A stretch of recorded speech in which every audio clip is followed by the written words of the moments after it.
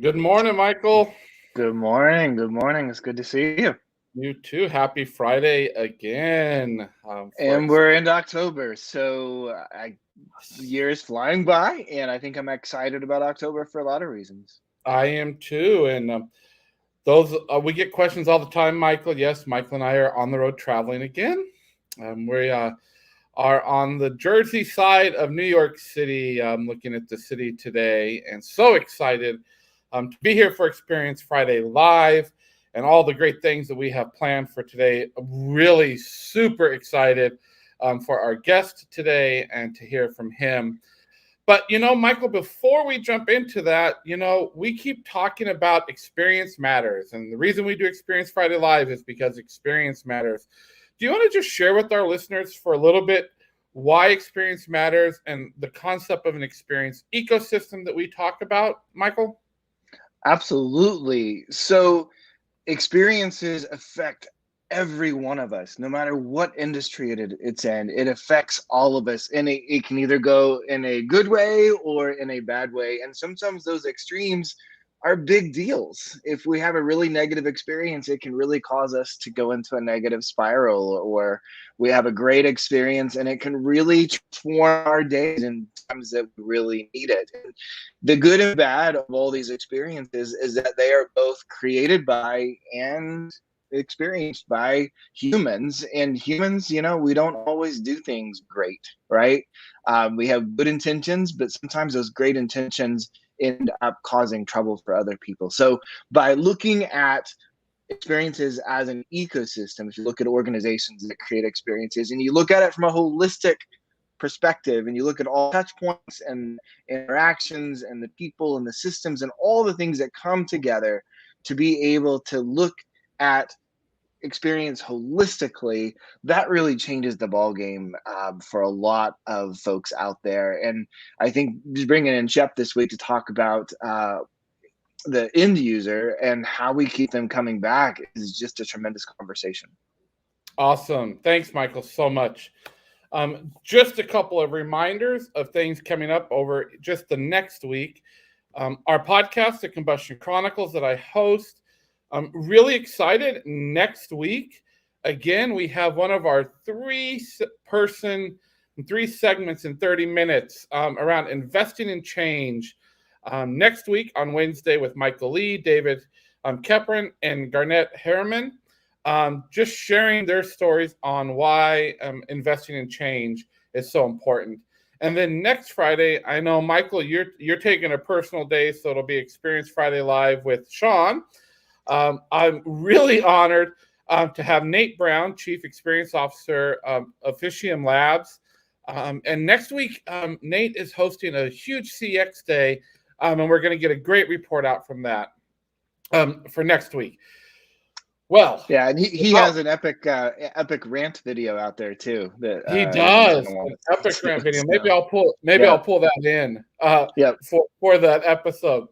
Well, as Michael mentioned, today we have Shep Hyken, who is a customer service and experience expert, award-winning keynote speaker, and New York Times and Wall Street Journal best-selling author.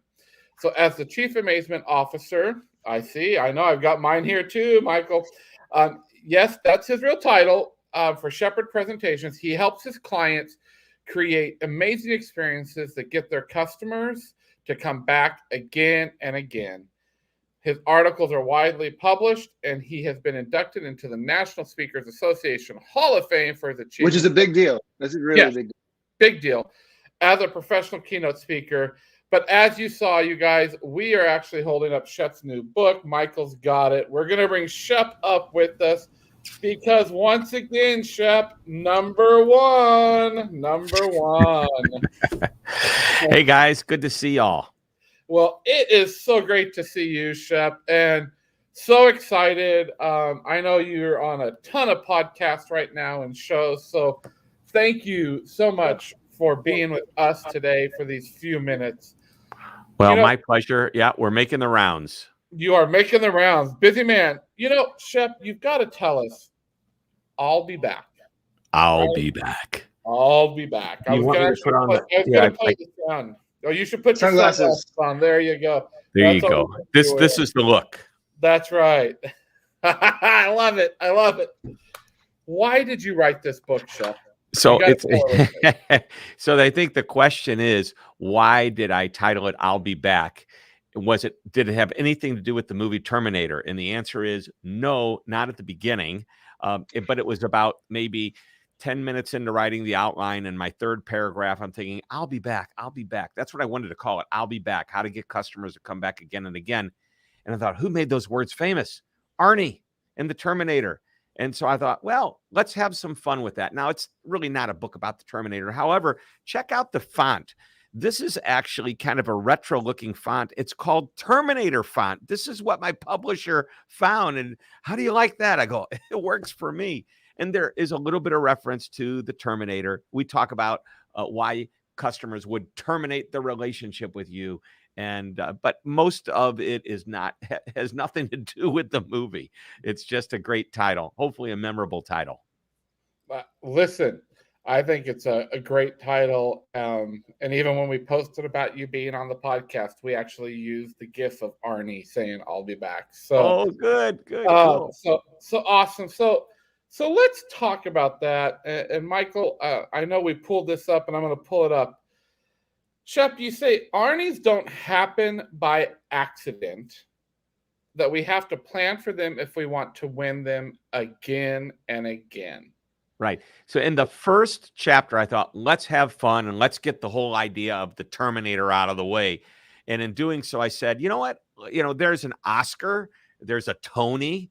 Why not an Arnie? And the Arnie is when your customer loves you enough to say, I'll be back. And in order to make that happen, you have to be purposeful about the experience that they have. You have to be cognizant about every interaction. You have to be aware of it. You have to journey map it out. I mean, there's all kinds of techniques that I've talked about in my other books. And in this new book, we have many, many more. So how do we plan for them? And why do we have to plan for them? That's a big question I have for you. You explain what an Arnie is, but why do we have to plan for them? Well, I think every leader of an organization would say success does not happen by accident. It happens by being purposeful. So one of the things we talk about in the book is loyalty, and how do you create that loyalty? And you need to be asking your question. And this is how you become purposeful in creating the experience where a customer says, I'll be back, is you say, what am I doing right now at this very moment? It could be a normal interaction that I'm having with a customer, or it could be they're calling in with a complaint or a problem that I'm trying to resolve. But that interaction, regardless of what's happening, and is the way I'm managing it doing well enough that the customer, the next time they need whatever it is that we sell, they're going to come to us instead of the competition. That's what it is about being purposeful. Now, I call this the loyalty question because loyalty, everybody thinks about as a lifetime. And to me, if you break it down into much smaller units, it's not about a lifetime. It's simply about the next time, and it's much easier to grasp that one. So that's why I call this the loyalty question. What am I doing right now to make sure that customer wants to come back the next time they do business with us? Or excuse me, want to buy whatever it is that we sell. We want them, obviously, to do business with us.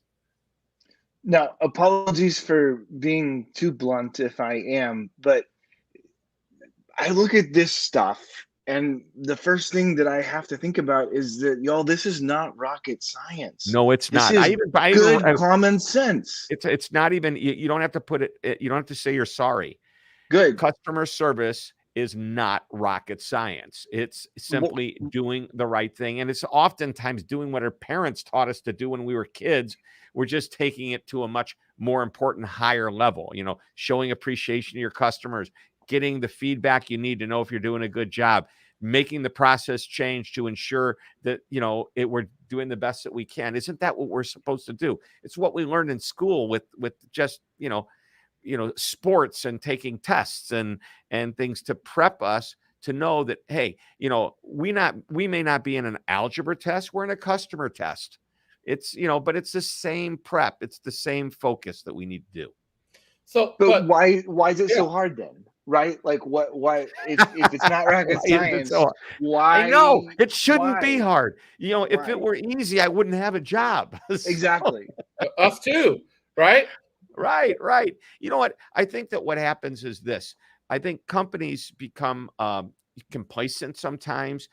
Leadership doesn't recognize what's happening on the front line, which is really important. And I want to there's a funny story in the book that I tell. It's a true story. But here's the thing. The customer no longer compares whatever you do to your competitor. They compare what you do to the best service they've ever had. And there are some really great rock star companies out there that are just nailing it. And Shawn, Michael, whoever wants to answer this, you can. But if I were to ask you, like, what do you think the most popular company to do business with? If you were to walk down the street and say, you know, what company do you love doing business with the most? What do you think most people would say? I would say Chick-fil-A. Amazon. Yeah, Amazon. Thanks for playing the game. That is the correct answer. Yeah. And you know, here's why.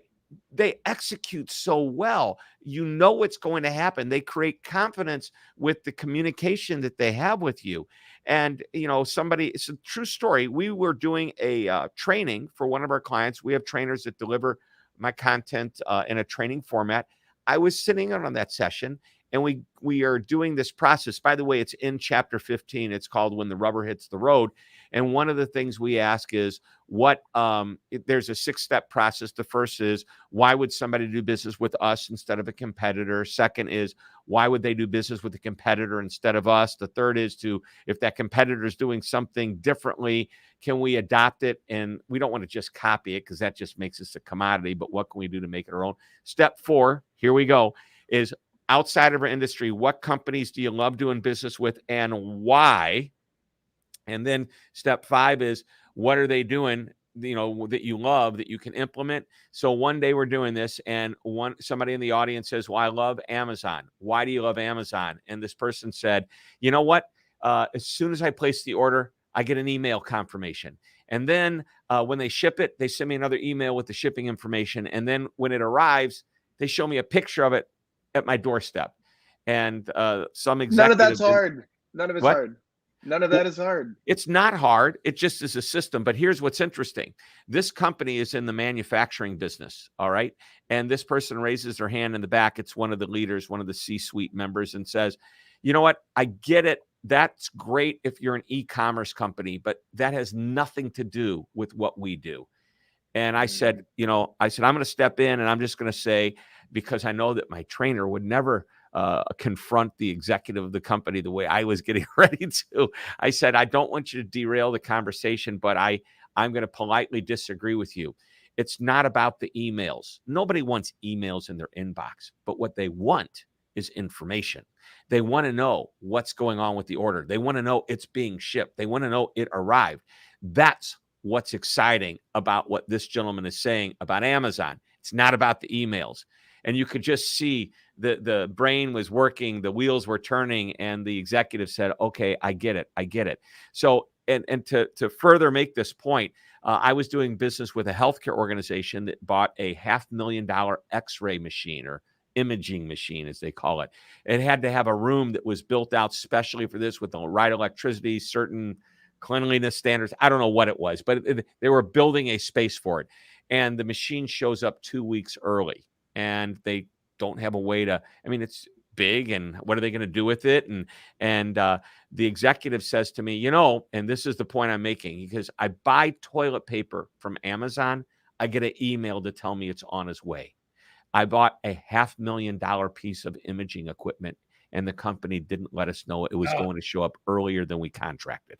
So right there, comparing the $500,000 piece of medical equipment to toilet paper. And that's such a great point.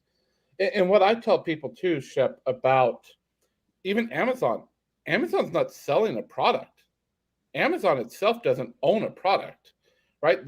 They are the movers of product. Yep. They're providing a service. They have built a great service. And that's what we try to tell organizations that maybe not have a product to sell, but their service. like that's what Amazon does. They sell a beautiful service. So yeah, and General Motors sells cars, right? Well, maybe they do, but also the experience should be all about, and this is where the whole concept of customer experience comes in, is that from the moment I decide to buy the car, you as a dealer need to keep me happy, because I'm not only going to buy the car, I'm going to bring it in for, what's the word? Service. Okay. And as I get that car serviced and they take care of me, the way it's managed makes me want to come back and do business with them again and again. So then let's flip this though, Shep. What happens if we don't plan for those Arnies? Well, I'll tell you, your competitor probably is. Now, you don't need to specifically say, hey, I'm going to win an Arnie. It's like, I think the question is, what if we don't plan for the experience to be what it should be? And I wanted to tell you this very funny story, is that I believe that leadership needs to step out of the C-suite and go down and hang out with the people on the front line. That could be customer support. Back in the late 1980s, I wrote my first book, Moments of Magic. And I talked about how Anheuser-Busch executives were required once a quarter to go with a salesperson into the field to hear what customers are saying. And that salesperson could be the guy in a beer truck that makes his rounds once a week or twice a week to different retailers. It could be somebody going into a national account like a major grocery store chain and talking to the buyer, but they're hearing firsthand. Well, there's a story about Microsoft, about how a woman called and somebody answered the phone. This is Bill. Thanks for calling Microsoft. How can I help you? And he took care of her. She was so happy. She called back. She asked for this guy by name, and his name was Bill Gates. Okay, Bill Gates had taken the time to go down and spend time in the support center, in the call center, if you will, listening to calls and actually taking calls to hear firsthand what customers are saying. It must be purposeful. You can't let this happen by accident, because that's serendipitous. And you know what? When a company decides they want to go on this journey and they're going to put their head down and move forward, and they're going to train their people properly, empower them properly, give them the tools that they need to make sure the experience is great for a customer, guess what happened? If the competitor's not, guess who gets passed by? Yeah. My wheels are just turning. I love that. And what I love is I'm watching both of you nodding in agreement, and that makes me feel good. Because, to be transparent and honest, like Michael and I worked with the partner of ours yesterday, and everything you just said are things that we said in that session to them, Yep. So there's a whole industry of those of us working in this space preaching the same message. But still yet companies in C-suites. I would go so bold to say this, and you both could push me on this. I'm not even concerned about organizations as much anymore as I am about C-suites. If you want to sell to the C-suite, there's really one way to do it. You can come in and say, hey, we need something, and go, well, tell me why. And then you tell them why, and they go, it's not good enough. Why isn't it good enough? Because you haven't given me the numbers. You have to sell the C-suite numbers. So we can give you all kinds of statistics that are general to consumers that would say this is why this is important, but we need to get specific in a company and say, look, if you're able to, well, I was working with a client. They're having immense problems with the service. They are losing so many customers. Good news is they're gaining more than they're losing. But I asked them, what would happen if I came in and talked to some of your people and we were able to save 2 or 3% off of that churn? And she goes, that would be probably worth over $1 million to us. I said, can we work on commission?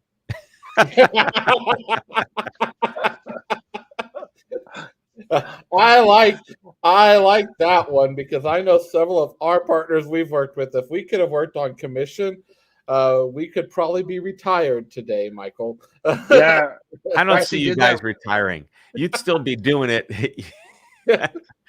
And you know what? You'd still be wearing a t-shirt and blue jeans and coming to work. Just you'd have more money in the bank account on top. You guys love what you do. When you love what you do, you're not really working. That's you're right. enjoying this part of life. That's right. So talk about this inertia though. If I'm listening to this message and I'm, let's say, a middle management hero, right? Because those folks are absolute heroes. What is your advice to them? What can they do to start getting through those barriers, to start moving that inertia forward a little bit, working Sure. out? Well, I would say go to Amazon, buy the book. No, That's for true. everybody. True. Just Right. kidding. True. Okay, no, I'm not kidding. I'm not kidding. But seriously, let's go back to that 5-step process. Remember, get the team together. The front line is really, and by the way, it doesn't even need to be front line. I want somebody on the front line. I want somebody back in the finance department. I want somebody in the warehouse. I want people from all different walks of the company helping me answer these questions. Why do you think customers buy from us? And don't say things like, we have great service. No, everybody says that. Give me the real differences. What are the differences in why a customer would buy from the competition? Keep pace. If they're doing something, can you adopt it? And by the way, what I mean by that is, and I'll give you an example. One day, somebody in the hotel business said, hey, let's do something nice for our guests. For the business guests, let's give them a free newspaper. And when they checked in, the person at the front desk says, by the way, free newspapers tomorrow morning when you come down, just ask for it. We'll be happy to give it to you. And then the hotel across the street said, do you see what they're doing over there? They're giving away free newspapers. We should do that too. And then somebody says, yeah, but we shouldn't just copy them. Tell you what we'll do. Instead of making them come to the front desk, we'll just drop it off at their door. You see what they just did? They made it better. They made it different. They made it their own. And obviously it's become an amenity that's known and it's normal, but that's how it starts. As you compare to your competition, what are they doing? If they're doing something that you're not, you can do it, make it your own. Step 4, I told you, was to look outside the industry. What do you love about different companies? Why do you love them? Step 5 is to take that why you love them and say, can we implement that? And then step 6, which I didn't get to when we talked earlier, was, all right, now that we have all this and we've done all this and we've got plans to do whatever it is that we're doing, now we'll ask that first question again. Now that we're doing all of it, why would somebody buy from us now? And you'll see improvement. You should do this exercise initially at least once every 6 months, and then do it once a year, because you're going to start to see it's the little tweaks and the little turns that you make that make it a better experience. Initially, you might be able to get a lot done, but you'll start to, I'm not going to say, it could be hockey stick performance, which we love, but eventually you're going to start to level out, but never stop looking for ways to improve. Love those nuggets. Love those nuggets. Thank you for giving those to our listeners. So a big question for you now, Shep, and something that we've asked every one of our guests as we're going into 2022. What trends about customer experience do we need to be paying attention to for 22 and beyond, in your opinion? Sure. Well, number one, I want you to take a look at how easy it is for a customer to communicate with you. So in the book, we talk about terminators. Why would customers terminate their relationship?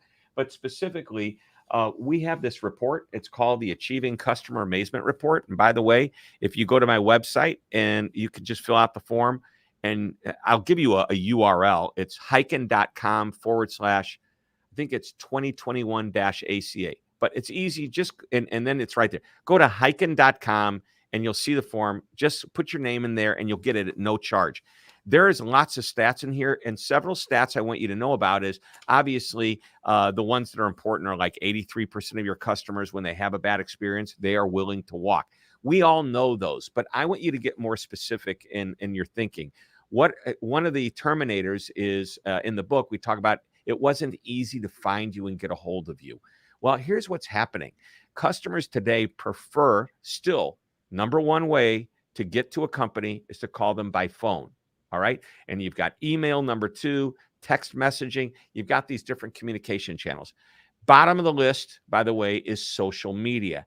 People think that social media customer experience is moving up. It is moving up. It's becoming more and more popular, especially with younger generation consumers.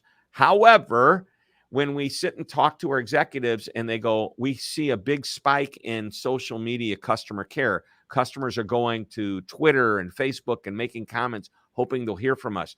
And I go, do you know why they're doing that? It's not because they're going there first. It's because your regular channels aren't easy. You're not responding to them. You're not emailing them back. You're making them wait on hold. When they call, they talk to somebody who maybe they can't understand, or maybe there's so much noise in the background because there's so many people in the support center that they can't hear. And then they get frustrated and they seek revenge by going to social media. And the point of that is just to clarify, and I'm going to put my glasses on because I don't want to give you bad information. It's like 88% of boomers, baby boomers, want to still use the telephone. 53% of Gen Z, our youngest generation, 54% of millennials.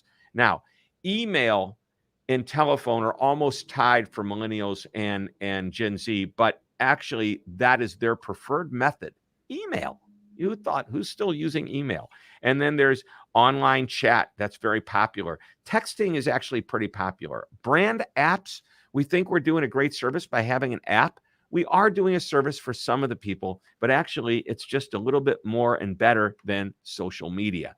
So I want you to pay attention to that. 41% of your customers, if you're in a general B2C environment, are going digital first when they want to get an answer to a question. They want to get a frequently asked question, so have a robust knowledge base of that. They want to look at a video tutorial. If they're not getting what they want, then they'll go to the phone or a more traditional channel.